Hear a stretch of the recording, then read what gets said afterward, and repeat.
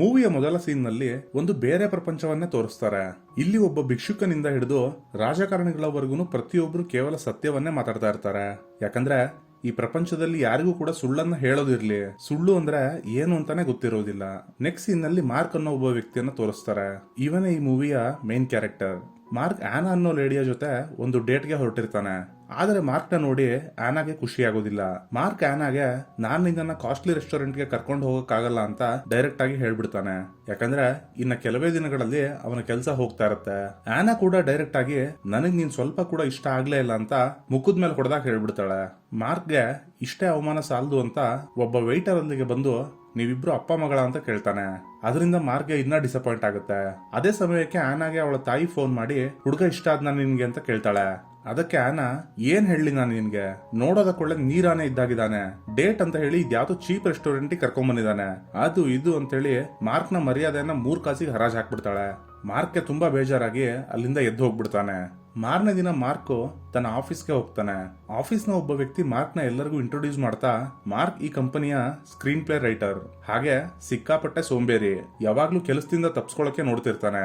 ಆಮೇಲೆ ಇನ್ನೊಂದು ವಿಷಯ, ಇವನನ್ನ ನೀವ್ ಯಾರು ನೆನ್ಪಿಟ್ಕೊಳ್ಳೋ ಅವಶ್ಯಕತೆ ಕೂಡ ಇಲ್ಲ, ಯಾಕಂದ್ರೆ ಕಂಪನಿ ಇಷ್ಟರಲ್ಲೇ ಇವನನ್ನ ಕೆಲಸದಿಂದ ತೆಗೆದು ಹಾಕ್ತಿದೆ ಅಂತ ಹೇಳ್ತಾನೆ. ಒಬ್ಬ ವ್ಯಕ್ತಿಯ ಬಗ್ಗೆ ಇಷ್ಟೊಂದು ಸತ್ಯ ಹೇಳೋದು ಕೂಡ ತುಂಬಾನೇ ಕಷ್ಟ, ಅದು ಎಲ್ರ ಮುಂದೆ. ನಿಮ್ಗೆ ಅನ್ಸುತ್ತೆ ಕಮೆಂಟ್ ಮಾಡಿ ತಿಳಿಸಿ. ಸರಿ ಅಂತ ಮಾರ್ಕ್ ಒಳಗಡೆ ಹೋದ್ರೆ ಶೆಲ್ಲಿ ಅವನಿಗೆ ಕೆಲಸದ ಸಲುವಾಗಿ ಅವನಿಗೆ ಬಾಯಿಗೆ ಬಂದಾಗ ಬೈತಾಳೆ. ಅವತ್ತೇ ಅವನ ಬಾಸ್ ಆಂಥೋನಿ ಕೂಡ ಅವನನ್ನ ಕೆಲಸದಿಂದ ತೆಗೆದುಹಾಕ್ತಾನೆ. ಅದೇ ಸಮಯಕ್ಕೆ ಆನಾಳ ಮೇಲ್ ಬರುತ್ತೆ. ಆ ಮೇಲ್ ನಲ್ಲಿ ಹಂಗೆ ನೀನ್ ತುಂಬಾ ಒಳ್ಳೆಯವನೇ, ಆದ್ರೆ ನೋಡೋದಕ್ಕೆ ಸ್ವಲ್ಪ ಜಾಸ್ತಿ ದಪ್ಪ ಇದೀಯಾ, ಹಾಗೆ ನಿನ್ನ ಹತ್ರ ಜಾಸ್ತಿ ದುಡ್ಡು ಇಲ್ಲ, ನನ್ ಮಕ್ಕಳು ನಿನ್ ಹಾಗೆ ಕೆಟ್ಟದಾಗಿ ಹುಟ್ಟೋದು ನನಗಿಷ್ಟ ಇಲ್ಲ, ಸೊ ಯು ಆರ್ ರಿಜೆಕ್ಟೆಡ್ ಅಂತ ಬರ್ದಿರ್ತಾಳೆ. ಮಾರ್ಕ್ ಕಂಪನಿಯಿಂದ ಹೊರಡೋ ಸಮಯದಲ್ಲಿ ಶೆಲ್ಲಿ ಹಾಗೂ ಬ್ರಾಡ್ ಇದ್ದವರು, ನೀನ್ ಕಂಪನಿಗೆ ಜಾಯಿನ್ ಆದಾಗ್ಲಿಂದನೂ ನಿನ್ ಜೊತೆ ನಮಗೆ ಕೆಲಸ ಮಾಡಕ್ಕೆ ಇಂಟ್ರೆಸ್ಟೇ ಇರ್ಲಿಲ್ಲ, ಫೈನಲಿ ಕೆಲಸ ಬಿಟ್ಟು ಹೋಗ್ತಾ ಇದೀಯಾ, ಜೊತೆಗೆ ನಿನ್ ಜೀವನ ಪೂರ್ತಿ ಒಬ್ಬ ಲೂಸರ್ ಆಗೇ ಇರ್ತೀಯ ಅಂತ ಇನ್ನೂ ಅವಮಾನ ಮಾಡಿ ಕಳಿಸ್ತಾರೆ. ಮಾರ್ಕ್ ಅಲ್ಲಿಂದ ತನ್ನ ತಾಯಿಯನ್ನ ನೋಡೋದಕ್ಕೆ ಅಂತ ಓಲ್ಡ್ ಏಜ್ ಹೋಮ್ಗೆ ಹೋಗ್ತಾನೆ. ತನ್ನ ಕೆಲಸ ಹೋದ ವಿಷಯವನ್ನ ಹೇಳಿ ನಮ್ಮ ಇಡೀ ಕಾಂದಾನೆ ಲೂಸರ್ಸು ಅಂತ ಬೇಜಾರ್ ಮಾಡ್ಕೊಂಡು ಅಲ್ಲಿಂದ ಮನೆಗೆ ಹೋಗ್ತಾನೆ. ನೆಕ್ಸ್ಟ್ ಸೀನ್ ನಲ್ಲಿ ಮಾರ್ಕ್ ನ ಮನೆ ಓನರ್ ಬಾಡಿಗೆ ಕೇಳೋಕೆ ಬರ್ತಾನೆ. ಮಾರ್ಕ್ ತನ್ನ ಟ್ರಾಜಿಡಿ ಸ್ಟೋರಿಯನ್ನ ಹೇಳೋಕೆ ಶುರು ಮಾಡ್ತಾನೆ. ಅದಕ್ಕೆ ಮನೆ ಓನರು, ನನಗ್ ಕತೆ ಎಲ್ಲ ಹೇಳ್ಬೇಡ, ನಾಳೆ ಒಂದಿನ ಟೈಮ್ ಕೊಡ್ತೀನಿ, ಎಕ್ಸ್ಟ್ರಾ ಮಾತಾಡದೆ ಮನೆ ಖಾಲಿ ಮಾಡ್ಕೊಂಡು ಹೊರಟ್ಬಿಡು ಅಂತ ಹೇಳ್ತಾನೆ. ನೆಕ್ಸ್ಟ್ ಸೀನ್ ನಲ್ಲಿ ಮಾರ್ಕ್ ತನ್ನ ಅಕೌಂಟ್ ನಲ್ಲಿರೋ ಪೂರ್ತಿ ಹಣವನ್ನು ಡ್ರಾ ಮಾಡಿ ಅಕೌಂಟ್ ಅನ್ನ ಕ್ಲೋಸ್ ಮಾಡ್ಸೋಕೆ ಅಂತ ಬ್ಯಾಂಕ್ಗೆ ಹೋಗ್ತಾನೆ. ಆದರೆ ಬ್ಯಾಂಕ್ ಎಂಪ್ಲಾಯಿ, ಇವತ್ತು ಸರ್ವರ್ ಪ್ರಾಬ್ಲಮ್ ಇರೋದ್ರಿಂದ ನಿನ್ನ ಅಕೌಂಟ್ ಅನ್ನ ಕ್ಲೋಸ್ ಮಾಡೋದಕ್ಕಾಗಲ್ಲ, ಆದ್ರೆ ನಿನ್ನ ಅಕೌಂಟ್ ನಲ್ಲಿರೋ ಕ್ಯಾಶ್ ಅನ್ನ ಬೇಕಿದ್ರೆ ಕೊಡ್ತೀನಿ ಅಂತ ಹೇಳಿ ನಿನ್ನ ಅಕೌಂಟ್ ನಲ್ಲಿ ಎಷ್ಟು ಹಣ ಇದೆ, ನಿನ್ಗೆ ಇವಾಗ ಎಷ್ಟು ಬೇಕು ಅಂತ ಮಾರ್ಕ್ ಕೇಳ್ತಾಳೆ. ಮಾರ್ಕು ತನ್ನ ಜೀವನದಲ್ಲೇ ಮೊದಲ ಬಾರಿ ಸುಳ್ಳನ್ನ ಹೇಳ್ತಾನೆ, ನನ್ನ ಅಕೌಂಟ್ ನಲ್ಲಿ $800 ಇದೆ ಅಂತ. ಹಾಗೆ ಸುಳ್ಳನ್ನ ಹೇಳಿದ್ದಕ್ಕೆ ಭಯ ಕೂಡ ಆಗೋಕೆ ಶುರು ಆಗುತ್ತೆ. ಅಷ್ಟರಲ್ಲೇ ಸಿಸ್ಟಮ್ ಕೂಡ ವರ್ಕ್ ಆಗುತ್ತೆ. ಕ್ಯಾಶಿಯರ್ ಚೆಕ್ ಮಾಡಿ ನೋಡಿದ್ರೆ ಅವನ ಅಕೌಂಟ್ ನಲ್ಲಿ ಕೇವಲ $300 ಮಾತ್ರ ಇರುತ್ತೆ. ಆದ್ರೆ ಆ ದೇಶದಲ್ಲಿ ಯಾರಿಗೂ ಸುಳ್ಳು ಅಂದ್ರೆ ಏನು ಅನ್ನೋದೇ ಗೊತ್ತಿರೋದಿಲ್ಲ. ಅದಕ್ಕೆ ಕ್ಯಾಶಿಯರ್ ಮಾರ್ಕ್ ನ ಮಾತಿನ ಮೇಲೆ ನಂಬಿಕೆ ಇಟ್ಟು $800 ಹಣವನ್ನ ಕೊಟ್ಟು ಬಹುಶಃ ಸಿಸ್ಟಮ್ ನಲ್ಲಿ ಏನೋ ಪ್ರಾಬ್ಲಮ್ ಇರಬೇಕು ಅಂತ ಅನ್ಕೊಳ್ತಾಳೆ. ಮಾರ್ಕ್ ದಿಗ್ಭ್ರಮೆಯಲ್ಲಿ ಬ್ಯಾಂಕ್ ನಿಂದ ಆಚೆ ಬರ್ತಾನೆ. ಅಲ್ಲಿಂದ ನೇರವಾಗಿ ಮನೆ ಓನರ್ನ ಬಳಿ ಹೋಗಿ ಫಸ್ಟ್ ಬಾಡಿಗೆಯನ್ನ ಕಟ್ತಾನೆ. ನಂತರ ತನ್ನ ಫ್ರೆಂಡ್ಸ್ ಗಳ ಬಳಿ ಹೋಗಿ ನಡೆದ ಎಲ್ಲ ವಿಷಯವನ್ನ ಹೇಳ್ತಾನೆ. ಆದ್ರೆ ಸುಳ್ಳನ್ನ ಅವರಿಗೆ ಹೇಗೆ ಅರ್ಥ ಮಾಡಿಸ್ಬೇಕು ಅನ್ನೋದು ಅವನಿಗೆ ಗೊತ್ತಾಗ್ತಾ ಇರೋದಿಲ್ಲ. ಕೊನೆಗೆ ತನ್ನ ಫ್ರೆಂಡ್ಗೆ ನಿನ್ನ ಜೀವನದಲ್ಲಿ ನಿನಗೇನ್ ಬೇಕು ಅಂತ ಕೇಳ್ತಾನೆ.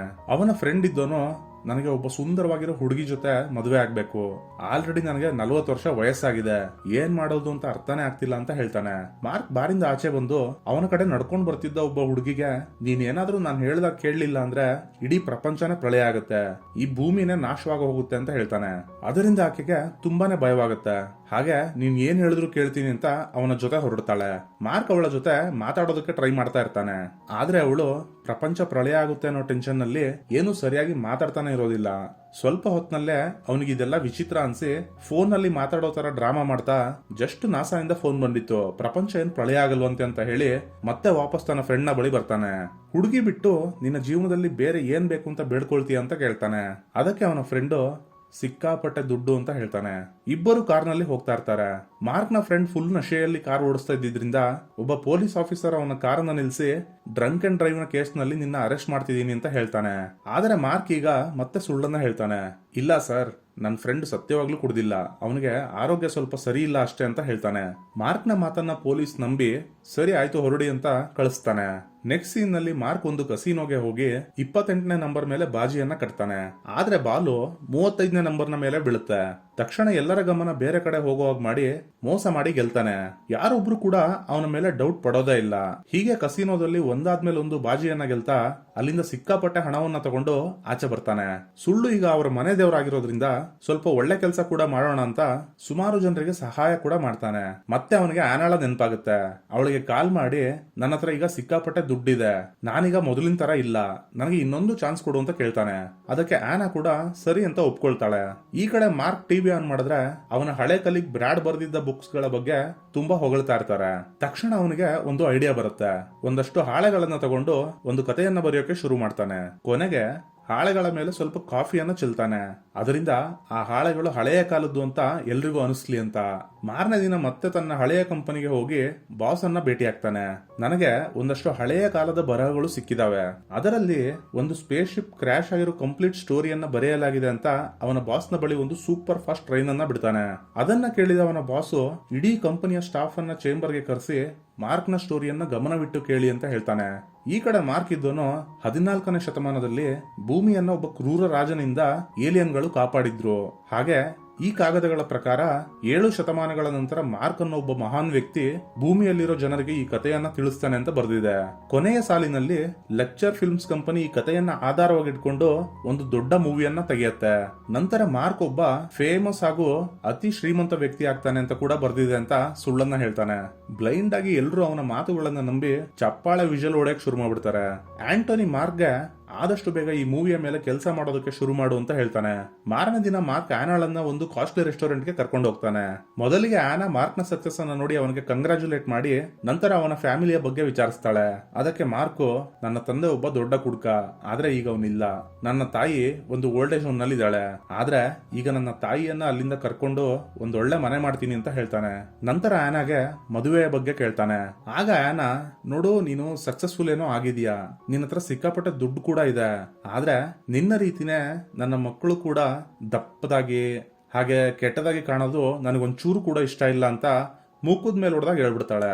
ಅದೇ ಸಮಯಕ್ಕೆ ಮಾರ್ಕ್ಗೆ ಅವನ ತಾಯಿ ಸೀರಿಯಸ್ ಆಗಿ ಹಾಸ್ಪಿಟಲ್ ನಲ್ಲಿ ಅಡ್ಮಿಟ್ ಆಗಿರೋ ವಿಷಯ ಗೊತ್ತಾಗುತ್ತೆ. ತಕ್ಷಣ ಮಾರ್ಕ್ ಹಾಸ್ಪಿಟಲ್ಗೆ ಹೋಗಿ ನೋಡಿದ್ರೆ ಅಲ್ಲಿ ಅವನ ತಾಯಿ ಸಾವಿನ ಭಯದಲ್ಲಿ ತುಂಬಾ ಅಳ್ತಿರ್ತಾಳೆ.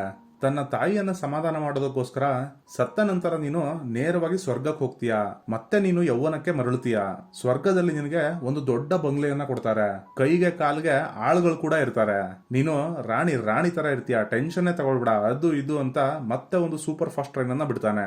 ಇದನ್ನೆಲ್ಲ ಅಲ್ಲೇ ನಿಂತಿದ್ದ ಡಾಕ್ಟರ್ ಹಾಗೂ ನರ್ಸ್ಗಳು ಕೇಳಿಸ್ಕೊಳ್ತಾರೆ. ಅಲ್ಲಿಂದ ಅವನ್ ಮನೆಗೆ ಹೋಗೋ ಅಷ್ಟರಲ್ಲೇ ಅವನ ಮನೆ ಮುಂದೆ ಜನರು ಹಾಗೂ ಮೀಡಿಯಾದವರೆಲ್ಲ ಸೇರಿರ್ತಾರೆ. ಜನರು ಅವನನ್ನ ನೋಡ್ತಿದ್ದ ಹಾಗೆ ಸಾವಿನ ನಂತರ ನಮ್ ಜೊತೆ ಏನಾಗುತ್ತೆ ಅನ್ನೋದನ್ನ ಡೀಟೇಲ್ ಆಗಿ ಹೇಳು ಅಂತ ಕೇಳೋಕೆ ಶುರು ಮಾಡ್ತಾರೆ.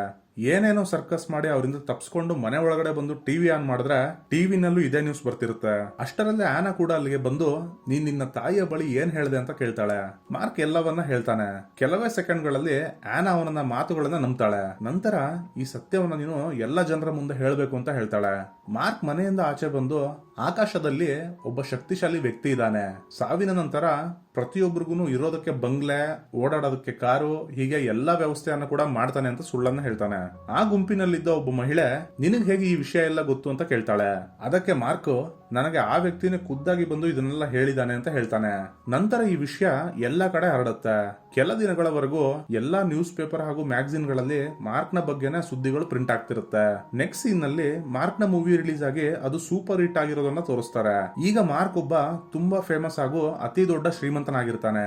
ಒಂದಿನ ಮಾರ್ಕ್ ಆನಾಳನ್ನ ಭೇಟಿ ಮಾಡಿ, ನನ್ನ ಜೀವನದಲ್ಲೇ ನಿನ್ನಂತ ವ್ಯಕ್ತಿಯನ್ನ ನಾನು ಭೇಟಿ ಮಾಡೇ ಇಲ್ಲ, ನನಗೆ ನೀನಂದ್ರೆ ತುಂಬಾ ಇಷ್ಟ ಅಂತ ಹೇಳ್ತಾನೆ.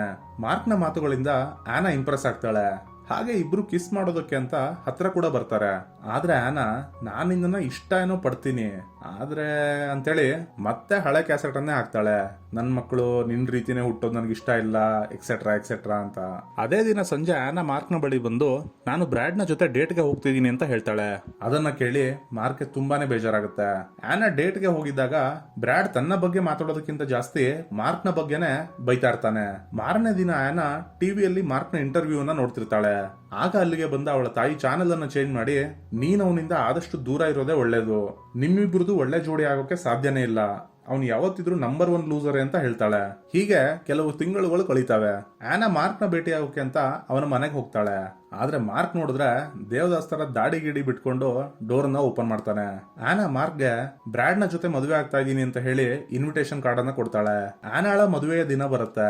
ಮಾರ್ಕ್ ನ ಫ್ರೆಂಡ್ ಬಂದು ಆನಾಳ ಮದುವೆಗೆ ಹೋಗ್ಬೇಕು, ಶೇವಿಂಗ್ ಮಾಡ್ಕೊಂಡು ರೆಡಿ ಆಗು ಅಂತ ಹೇಳ್ತಾನೆ. ನೆಕ್ಸ್ಟ್ ಸೀನ್ ನಲ್ಲಿ ಮದುವೆ ನಡೀತಾ ಇರುವಾಗ ಸಡನ್ ಆಗಿ ಎದ್ ನಿಂತ್ಕೊಂಡು ಆನಾ ಕೇವಲ ನನ್ ಜೊತೆ ಮಾತ್ರ ಖುಷಿಯಾಗಿರೋಕ್ ಸಾಧ್ಯ ಅಂತ ಮಾರ್ಕ್ ಹೇಳ್ತಾನೆ. ಆಗ ಬ್ರಾಡ್ ಮಾರ್ಕ್ಗೆ ಹೇಳ್ತಾನೆ, ಹೋಗಿ ಆಕಾಶದಲ್ಲಿರೋ ಆ ವ್ಯಕ್ತಿಯನ್ನ ಕೇಳು, ಆನಾ ಯಾರ ಜೊತೆ ಖುಷಿಯಾಗಿರ್ತಾಳೆ ಅಂತ ನಿನಗೆ ಗೊತ್ತಾಗುತ್ತೆ. ಮಾರ್ಕ್ ಈಗ ಸುಲಭವಾಗಿ ಸುಳ್ಳನ್ನ ಹೇಳಬಹುದಾಗಿರುತ್ತೆ. ಆದ್ರೆ ಅವನು ಆನಾಳನ್ನ ತುಂಬಾ ಪ್ರೀತಿ ಮಾಡ್ತಾ ಇದ್ದಿದ್ರಿಂದ ಸುಳ್ಳನ್ನ ಹೇಳಿ ತನ್ನ ಪ್ರೀತಿಯನ್ನ ಪಡ್ಕೊಳ್ಳೋಕೆ ಇಷ್ಟಪಡಲ್ಲ. ನಾನೇನು ಹೇಳೋ ಅವಶ್ಯಕತೆ ಇಲ್ಲ, ಆನಾಗೇನೆ ತುಂಬಾ ಚೆನ್ನಾಗಿ ಗೊತ್ತಿದೆ ಅವಳು ಯಾರ ಜೊತೆ ಇದ್ರೆ ಖುಷಿಯಾಗಿರ್ತೀನಿ ಅಂತ ಹೇಳಿ. ಹೀಗಂತ ಹೇಳಿ ಚರ್ಚಿಂದ ಆಚೆ ಬರ್ತಾನೆ. ಅಷ್ಟರಲ್ಲಿ ಆನಾ ಕೂಡ ಆಚೆ ಬಂದು ಆಕಾಶದಲ್ಲಿರೋ ಆ ವ್ಯಕ್ತಿಯ ಬಳಿ ನಾನು ಯಾರ ಜೊತೆ ಇದ್ರೆ ಖುಷಿಯಾಗಿರ್ತೀನಿ ಅಂತ ಕೇಳು ಅಂತ ಹೇಳ್ತಾಳೆ. ಆಗ ಮಾರ್ಕ್ ಇದ್ದೋನು ನನ್ನ ತಾಯಿಯ ದುಃಖವನ್ನ ಕಡಿಮೆ ಮಾಡೋದಕ್ಕೋಸ್ಕರ ಇದೊಂದು ನಾನು ಹೇಳಿದ ಕಟ್ಟುಕತೆ ಅಂತ ಹೇಳ್ತಾನೆ. ಅದಕ್ಕೆ ಆನಾ, ಹಾಗಿದ್ರೆ ಮದುವೆಗೋಸ್ಕರ ನೀನ್ ಯಾಕೆ ಸುಳ್ಳು ಹೇಳಿಲ್ಲ ಅಂತ ಕೇಳ್ತಾಳೆ. ನಾನ್ ನಿನ್ನನ್ನ ಮನ್ಸಾರೆ ಪ್ರೀತಿಸ್ತೀನಿ, ಹಾಗೆ ನೀನು ಕೂಡ ಅದೇ ರೀತಿ ನನ್ನನ್ನ ಪ್ರೀತಿಸ್ಬೇಕು ಅನ್ನೋದು ನನ್ನ ಆಸೆ ಅಂತ ಹೇಳ್ತಾನೆ. ಮಾರ್ಕ್ನ ಈ ಮಾತುಗಳಿಂದ ಆನಾ ಫುಲ್ ಎಮೋಷನಲ್ ಆಗಿ, ಯಾಕೋ ಏನೋ ಗೊತ್ತಿಲ್ಲ, ಈ ನಡುವೆ ನನ್ನ ಮನಸ್ಸಿನಲ್ಲೂ ನನಗೆ ಹುಟ್ಟೋ ಮಕ್ಕಳು ಸ್ವಲ್ಪ ದಪ್ಪ ಇದ್ರನ್ನ ಚೆನ್ನಾಗಿರುತ್ತೆ ಅಂತ ಅನಿಸ್ತಿದೆ ಅಂತ ಹೇಳ್ತಾಳೆ. ಫೈನಲಿ ಇಬ್ರು ಮದುವೆ ಆಗ್ತಾರೆ. ಇದರೊಂದಿಗೆ ಈ ಮೂವಿ ಇಲ್ಲಿಗೆ ಎಂಡ್ ಆಗುತ್ತೆ. ನೀವೇನಾದ್ರೂ ಈ ರೀತಿಯ ಪ್ರಪಂಚಕ್ಕೆ ಹೋದ್ರೆ ನೀವ್ ಏನೇನ್ ಸುಳ್ಳನ್ನ ಹೇಳ್ತೀರಾ, ಎಷ್ಟು ಸುಳ್ಳನ್ನ ಹೇಳ್ತೀರಾ ಅನ್ನೋದನ್ನ ಕಮೆಂಟ್ ಮಾಡಿ ತಿಳಿಸಿ. ಮತ್ತೆ ಸಿಗೋಣ ಹೊಸ ವಿಡಿಯೋದಲ್ಲಿ. ನಮಸ್ಕಾರ.